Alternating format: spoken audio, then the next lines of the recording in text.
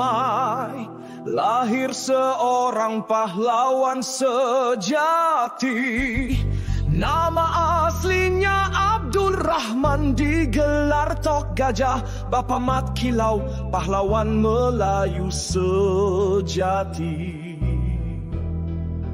Bersama Mat Kilau bangkit melawan penjajah, menentang British yang rakus merampas tanah.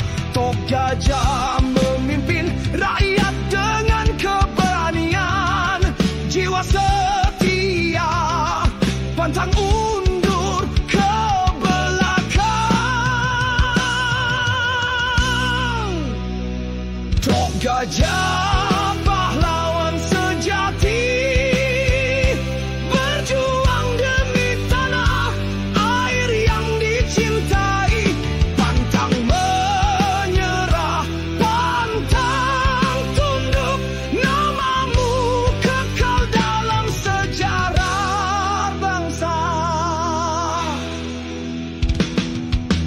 Di perbukitan Jerantut perjuangan bermula bersama anak-anak buah, menentang penjajah durjana.